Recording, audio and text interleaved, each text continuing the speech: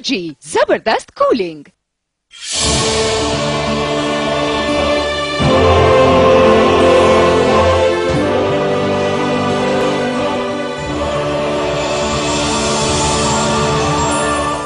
कुछ भी जहाँ ना था कल तक तेरा मेरा, वहाँ आज रिश्तों का सौदा होने लगा। चलने लगा इंतकामों का सिलसिला।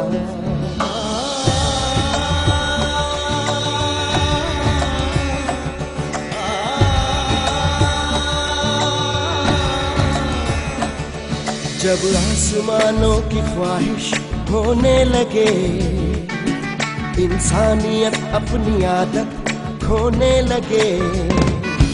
अब हार किसको मिले और जीत किसको मिले, बस वक्त के हाथ में है फैसला। कैसी कश्मकश, कैसी कश्मकश।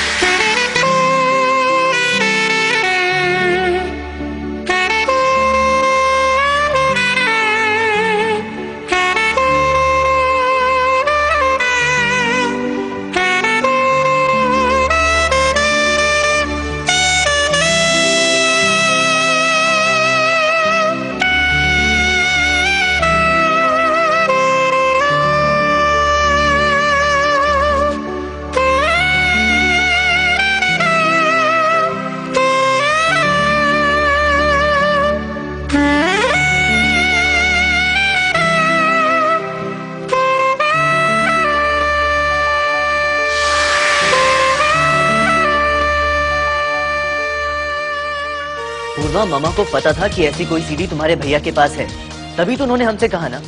मामा हमसे झूठ क्यों बोलेंगी? आदित्य, मैं ये नहीं कह रही कि मम्मी जी झूठ बोल रही हैं। ऐसा भी तो हो सकता है ना कि किसी ने उन्हें गलत खबर दी हो। आखिर भैया के पास ये सीडी आएगी कैसे?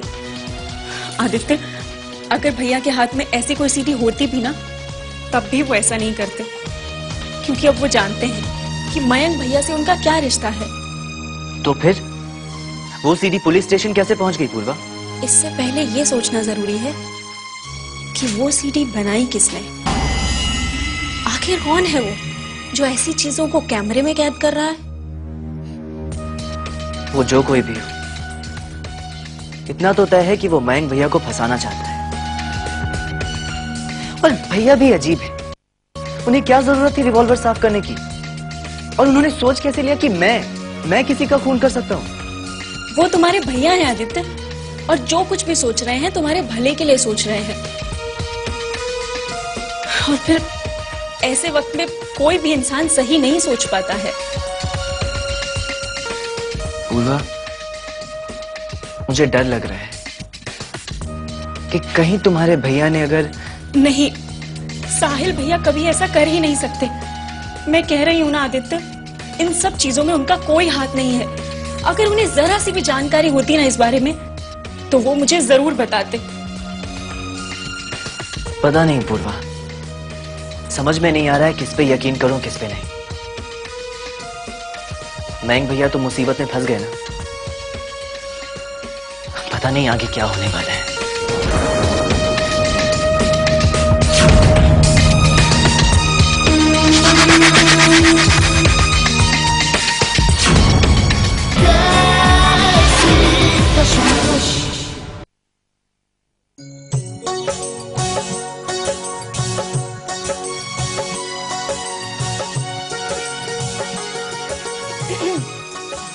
क्या कर रहे हो?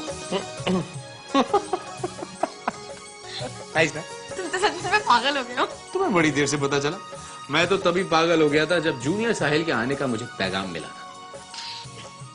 जैसे साहिल, तुमने इतने सारे खिलौने खरीद लिए उसके आने से पहले।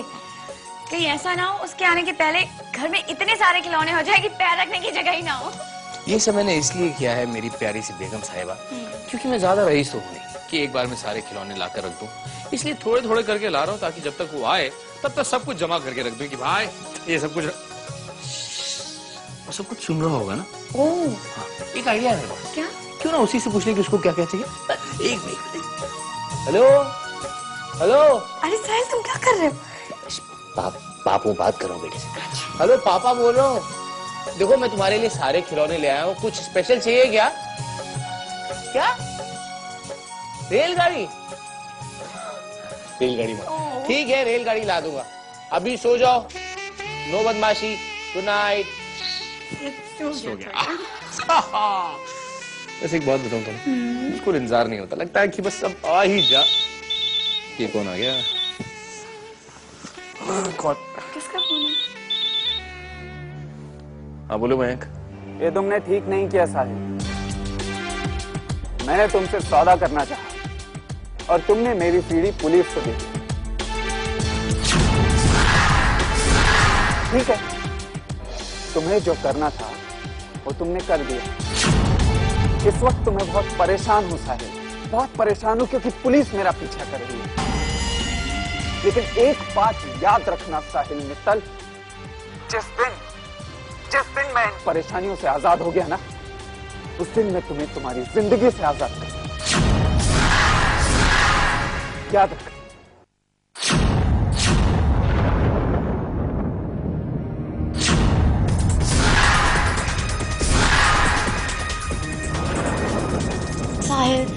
साहिल क्या हुआ? क्या कह रहा था मयंक? साहिल सीडी किसी ने इंस्पेक्टर को दे दिया। पुलिस मयंक को तलाश रही है और मयंक को ऐसा लग रहा है कि ये काम मैंने किया है। तो अच्छा हुआ ना साहिल, कानून की मदद करनी चाहिए। हमने नहीं की तो किसी और ने करती, अच्छा हुआ। कि मेरी ये नहीं समझ में आ रहा था कि आखिर ये कौन कर रहा है, आखिर इसके पीछे उसका मकसद क्या है।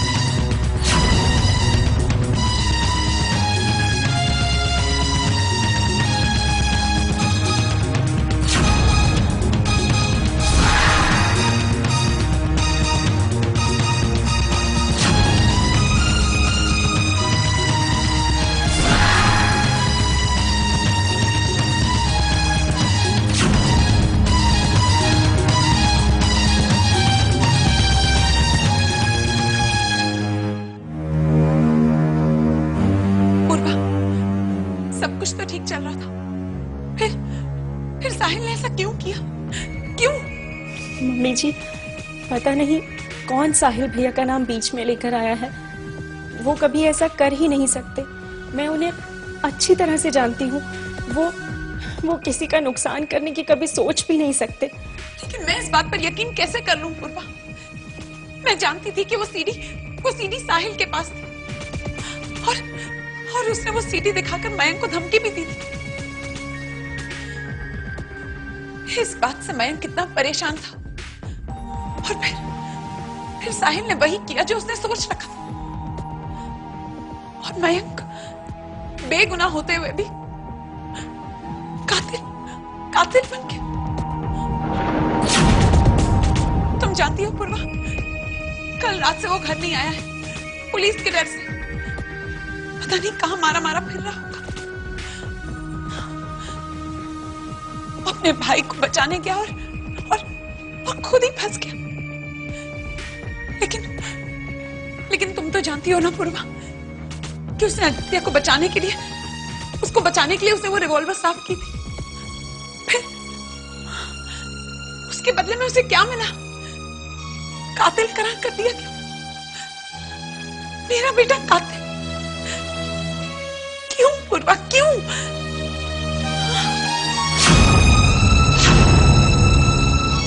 मम्मी जी, आप लोगों को गलत फहमी है। मेरा विश्वास कभी गलत नहीं हो सकता। मेरे भैया ऐसा कर ही नहीं सकते। फिर भी अगर आप लोगों को यही लगता है कि ये सब साहिल भैया ने ही किया है, तो मैं खुद उनसे जाकर पूछूंगी कि उन्होंने ऐसा क्यों किया। हाँ, मैं खुद भैया के पास जाऊंगी।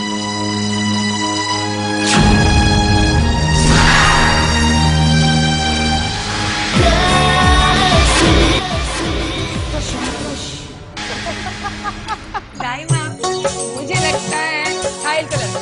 साहिल को? ये तो पहली बार पता चला। मुझे तो लगा कि तनु को लड़का होगा। और जब लड़का होगा वो साहिल की तरह उसे इतना सताएगा जिस तरह साहिल ने मुझे सताया। देखिए, मेरी मेम साहिब ने, मेरी बेगम साहिबा ने मुझे ये बताया कि किसी को पता नहीं चलता कि लड़का होगा या लड़की होगी, राइट? मुझे पता चल गया है। कैसे? लड़का होगा। मैं अच्छा, बाय द वे, दादी माँ बनने वाली हैं आप, तो मिठाई खिलानी चाहिए ना। मिठाई बाय द वे, दाई माँ ये बाप बनने वाला, मिठाई ये खिलाना चाहिए। अच्छा, बाप भी मैं बनूं, मिठाई भी मैं खिलाऊं? दाई अम्मा खिलाए तो कैसे? अपने हाथ से बना के। अरे पूर्वा बेटे, अरे कैसी है? अचानक कैसे आना हुआ? अरे इसे भी मिठाई की खुशबू खींच लाई होगी यहाँ पर। बैठ बैठ। तुझे पता है, मैं तुझे फोन करने वाली थी, तू बुआ बनने वाली है। सच? भैया मुबारक हो। भाभी आपको भी। Thank you. मामा, लगता है पूर्वा को खुशी नहीं हुई। क्या हुआ? क्या बात है पूर्वा? कोई प्रॉब्लम है? हाँ भैया, परेशान तो मैं हूँ और आपसे एक बात पूछने आई हूँ। उम्मीद करती हूँ कि आप झूठ नहीं बोलेंगे। क्या पूछना है? भैया, वो सीडी पुलिस स्टेशन में आपने भिजवाई? कौन सी सीढ़ी? क्या बात है? एक मिनट। ये किसने कहा तुमसे? भैया, वहाँ सब लोग यही कह रहे थे कि वो आपने मयंक भैया को दिखाई थी और आपने उनको धमकी भी दी थी। वैसे मुझे अभी तक इस बात का यकीन नहीं है कि ये सब आपने किया है। बताइए भैया। इतना सब कुछ चल रहा था, मुझे किसी ने बताया नहीं? मैं बताता हूँ। दरअसल जिस जगह बिहारी का कत्ल हुआ वहाँ मयंक मौजूद था और किसी ने मेरे पास एक सीडी भेजी है जिसमें मयंक उस लाश के पास बैठा रिवॉल्वर साफ कर रहा है, जिसे देखकर कोई भी यही कहेगा कि मयंक बिहारी का खून किया है।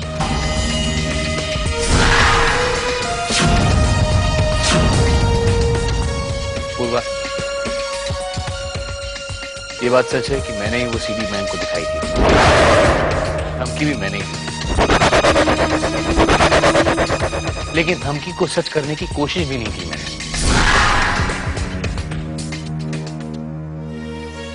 मुझे नहीं पता कि वो पुलिस स्टेशन में सीडी किसने भेजी है। मुझे आप पर पूरा यकीन था भैया, आप कभी ऐसा कर ही नहीं सकते। मैंने तो उन सब लोगों से पहले ही कहा था, मेरे भैया ऐसा कभी नहीं कर सकते। एक मिनट, इतना सब कुछ हो गया और मुझे किसी ने बताया नहीं? शायद तुमने मुझसे बात छुपाई। हाँ, मैंने सोचा बेवजह आपको क्यों परेशान करूं। लेकिन अगर सीडी तुमने नहीं भेजी तो फिर? यही तो मेरी भी समझ में नहीं आ रहा माँ कि वो सीडी। लेकिन एक बात तो साफ है, जिसने वो सीडी मुझे भेजी है उसी इंसान ने वो सीडी पुलिस को भी।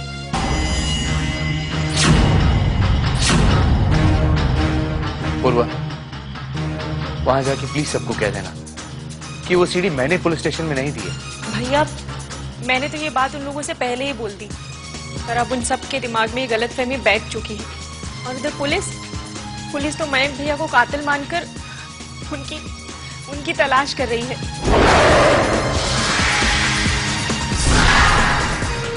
और पता है माँ, मम्मा का तो रो रो कर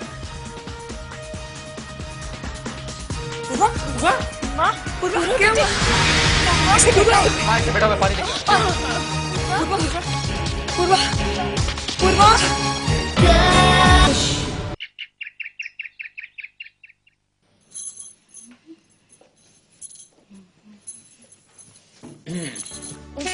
साहिल, क्या कर रहे हो? क्या कर रहे हो? आज से तुम्हारा काम करना बंद। क्यों? क्यों क्या मतलब भाई, ऐसे वक्त में सावधानी बरतनी चाहिए इंसान। ओह, कितने बच्चे पैदा करने का एक्सपीरियंस है आपके? बच्चों ऐसी बातें मत करो, जो मैं कह रहा हूँ वैसे ही करो। तुम आज से कोई काम नहीं करोगे। साहिल, करने की कोई जरूरत नहीं है, अभी बहुत टाइम है। हेलो, मुझे सिखाने की कोशिश मत करो। ठीक है। वैसे तुम तो पूर्वा को छोड़ने गए थे ना, इतनी जल्दी वापस आ गए? टाइम देखा है तुमने, इसे जल्दी कहते हैं। वैसे एक बात से मैं बहुत खुश हूँ, एक तरफ तुम माँ बनने वाली हो, दूसरी तरफ पूर्वा। देखा जाए तो मेरा डबल प्रमोशन हो रहा है, एक तरफ बाप बन जाऊंगा, दूसरी तरफ मामा बन जाऊंगा। I am very happy. हाँ सुनिए, काम करने तो मुझे, तुम्हारी जगह मुझे तो काम करना पड़ेगा। हाँ, ऐसे करोगे तो मैं हो जाऊंगा। मैंने तैयारी की यार। सही से सही।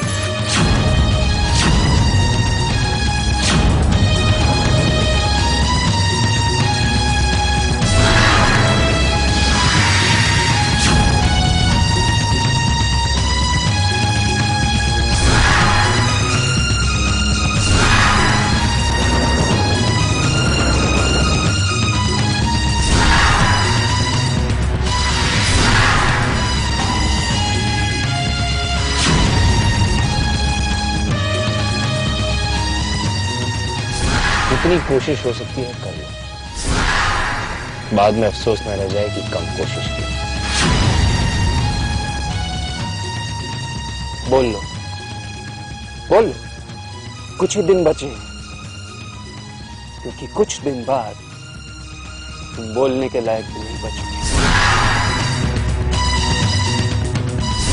हो सकता है कि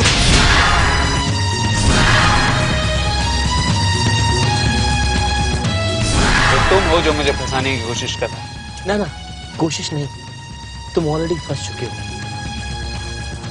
इसको देखने के बाद तो कोई भी यही कहेगा कि बिहारी वाले मामले के जन्मदाता भी तुम हो और उसे मिटाने वाले भी तुम। वैसे इंस्पेक्टर जो है वो पागलों की तरह बिहारी के कातिल को ढूंढ रहा है। अगर ये सीडी वो देख ले तो उसकी तलाश तो चुटकी में खत्म हो जाएगी। क्यों?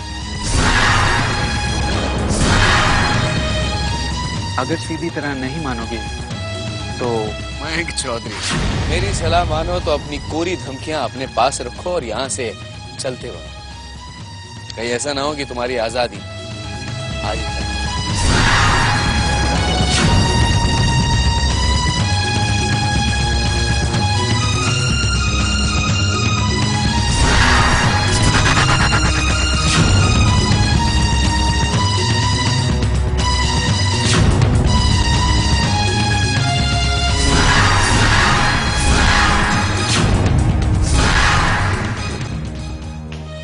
मैंने तुमसे कहा था ना कि यहाँ मत आना। तो कहां जाऊं मॉम, कहां जाऊं? और कितनी देर तक यूं ही भागता रहूं? कल से सिर्फ भाग ही तो रहा। मैं बुरी तरह से फंस चुका हूं मॉम। बेगुनाह होते हुए भी कातिलों की तरह इधर से उधर घूम रहा हूं, पुलिस से छिप रहा हूं। और ये सब कुछ किस लिए? उस साहिल की वजह से। उसे नहीं छोड़ूंगा मॉम, उसे नहीं छोड़ूंगा मैं। पागलों जैसी बात मत करो मयंक। एक मुसीबत से निकले नहीं हो कि दूसरी मुसीबत में उलझने की बात कर रहे हो। चाहे जो कुछ भी हो मॉम, वो चाहे जो कुछ भी हो, मैं ये हरगिज़ बर्दाश्त नहीं कर सकता कि यहाँ मैं बेगुनाह होते हुए भी कातिलों की तरह पुलिस से छिप रहा हूँ और वो साहिल मुझे फंसाकर अपने बच्चे के आने की खुशियां मना रहा है। देखो मयंक, शांत हो जाओ। अकलमंदी इसी में होगी कि तुम कुछ दिनों के लिए यहाँ से कहीं दूर चले जाओ। क्या होगा उससे क्या होगा? पुलिस क्या मुझे बेगुनाह मान लेगी? कोशिश तो कर सकती हूँ ना। मैं चाहती हूँ कि तुम किसी सेफ जगह पर चले जाओ और उसके बाद मैं किसी को अपॉइंट करके इस केस को खत्म करने की कोशिश करूंगी। प्लीज देखो, मेरी बात सुनो। इस वक्त कौन हो सकता है? अब तुम एक काम करो, तुम अंदर जाओ, मैं देखती हूँ। जाओ।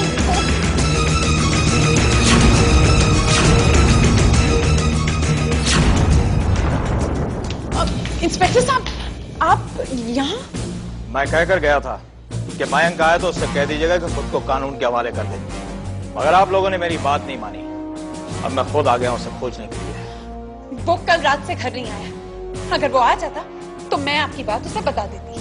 वो आया नहीं या आपने मना कर दिया? इंस्पेक्टर, सच कड़वा होता है मंदिरा जी। राणे, तुम क्यों खड़े हो? जाओ जाकर तलाश करो और निकाल कर लाओ उसे। अंदर कोई नहीं है।